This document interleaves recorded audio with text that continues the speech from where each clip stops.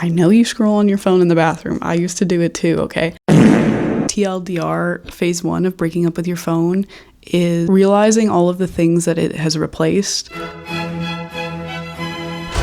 Alan. Getting those things, putting them around wherever you live, and trying to intentionally reach for them instead of your phone. And making them accessible. And phase 2 is removing apps off of your phone, disabling notifications, and setting focus filters. As a chronically online 25-year-old, I've recently broken up with my phone, which was very difficult. And I kind of wanted to share some insights from that journey. White people love to call everything a journey. A flip phone isn't going to save you. That's where I'm going to start. So I was looking into getting a flip phone. I did a bunch of research and basically came to the conclusion that a flip phone is not going to save me or fix my relationship with doom scrolling. Because if I were to buy a flip phone, I would still have my iPhone because I need it for work. So I'd have to put the SIM card back in it at least once a week. Also, what is actually stopping me from just going on my iPhone and doom scrolling, even if I do buy a flip phone? Like, what is actually stopping me? You know what I mean? Like, buying a flip phone is not going to magically change your relationship with the phone that you already have. And I also came to find out that most of the flip phones that would work for me, like the ones that have Google Maps and Spotify, are like $900. And also a bunch of the ones that looked really cool didn't work in Canada. So that was kind of moment for me. So yeah, that's definitely a barrier to entry if you want to get a flip phone, making sure it works in your country. Getting one that isn't like $900. Also finding one with a full keyboard, because if I was going to really make the switch to a flip phone, I would need a full keyboard for texting. People at least need to be able to reach me and I need to be able to respond. And I just know that I would get frustrated with the like the old school keyboard. So I was looking for one for the longest time with a full keyboard. And I could not find one. They do not make them anymore.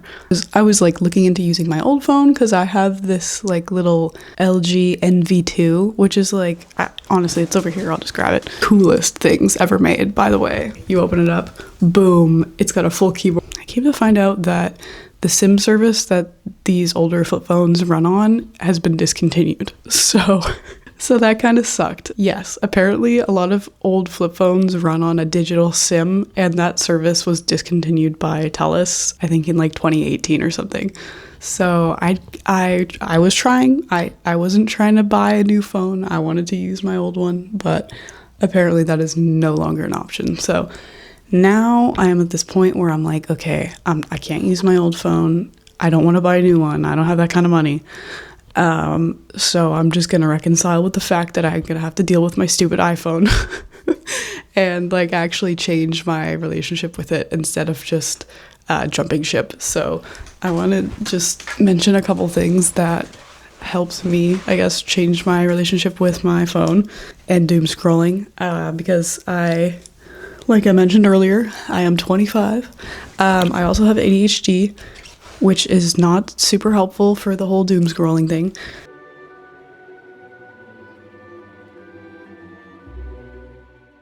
So a lot of the time I realized that I was turning to my phone for a source of emotional regulation or emotional avoidance. And by that, I mean I would just doom scroll on my phone because I didn't want to reconcile with the thoughts that I was having or the emotions that I was feeling. So it was kind of becoming a digital pacifier, so to speak. The first step in like sort of changing my relationship with my phone was not like trying to cold turkey it. I realized that there's actually a deficit of tools that I had that I was using my phone for instead. Basically, I realized like when I'm cooking, I always use my phone as a timer. And so that's one place where I'm reaching for my phone and I'm getting distracted. When I'm cooking, I also reach for my phone for recipes. So that's another avenue where I'm getting distracted, where it's like I'm doing an activity not with my phone, and suddenly the phone is becoming a part of the activity because I don't have a recipe book and I don't have a digital timer. I guess the first part of like breaking my dependence on my phone is implementing other things so that I don't have to pick up my phone.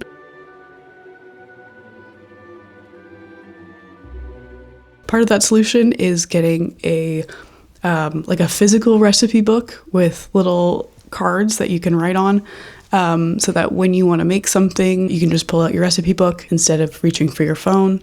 And I still need to get a timer for the kitchen. I'm not even gonna lie. I've just been procrastinating. So I haven't gotten that far yet. So, but that's a good start of recognizing where you're reaching for your phone, where maybe you don't need to be. Or like maybe you don't realize that that's what's happening.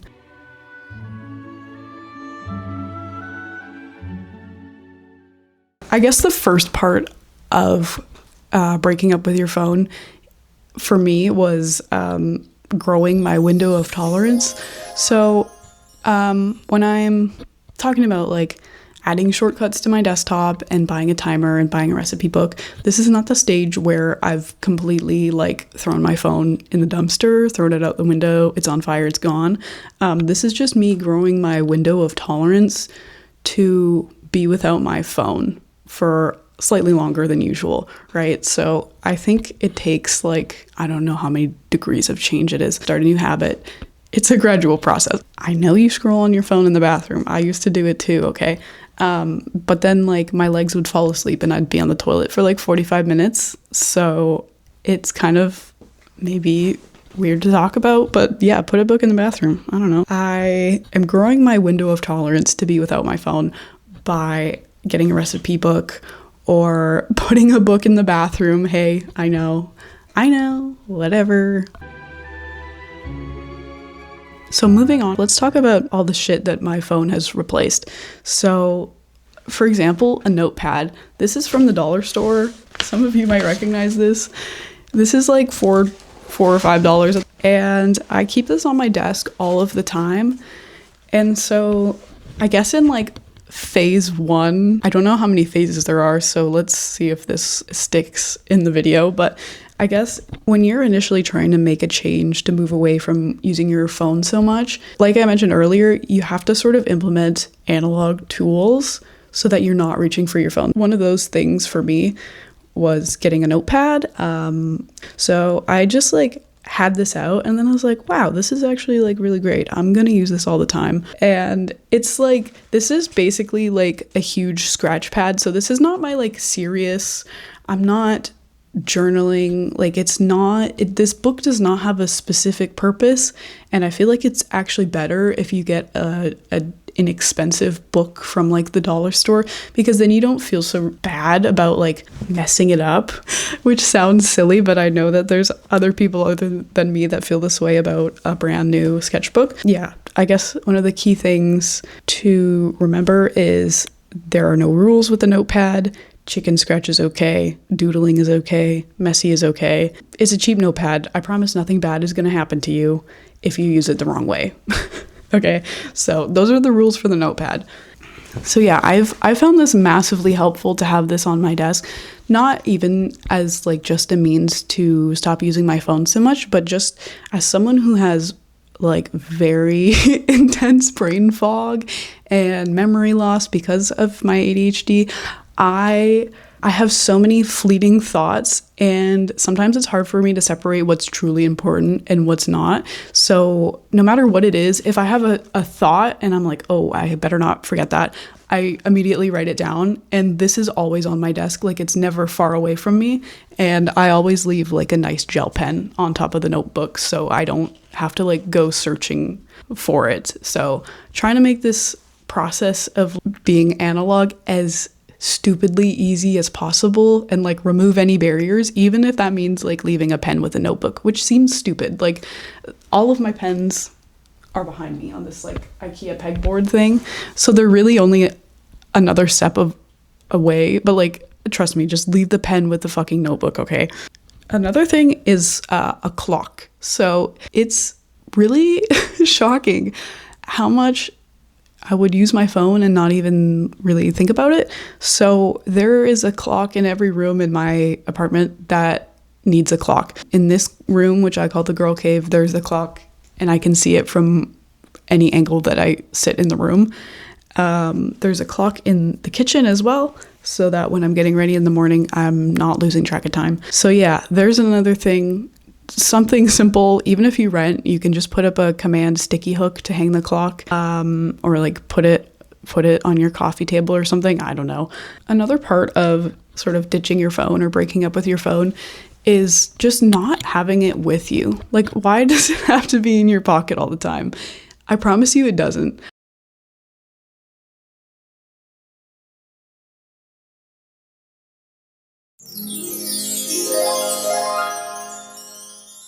Phase 2, I guess, would look like deleting social media apps off your phone. For me, Instagram was the biggest time suck, so that was the first one to go. I deleted Instagram off my phone, and I pretty much only use it on my computer, and that's like changed my screen time drastically, like so drastically.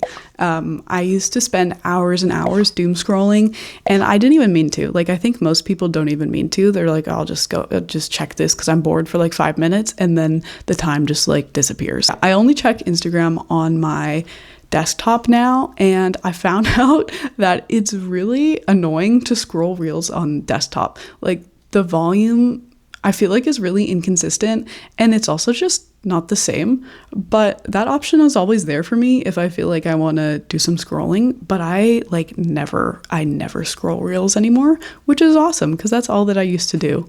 That is, I guess, phase 2, deleting your apps off your phone, disabling notifications, setting do not disturb filters.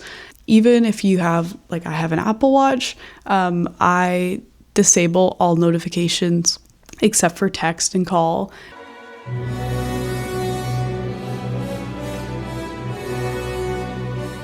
I use Edge as my web browser, and my launch page is set up to display specific links like YouTube or like my special interests, anything like that, so that when I launch it, I have a bunch of options. It's sort of like making a restaurant menu for yourself, so you can just choose from a couple of options of like good things. So I've also disabled notifications on my PC so that I don't get pop-ups that distract me. I also disabled my news widget on my computer. So I think when my computer updated, it sort of like automatically turned on this news widget that was in like the bottom left corner of my taskbar.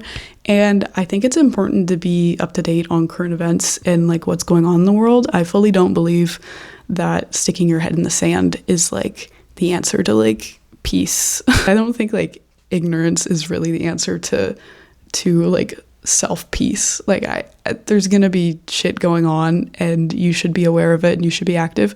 But that being said, there was just a bunch of like just shit news sources on this widget, and they would just piss me off every time it would pop up. It would just open itself and I would just be mad.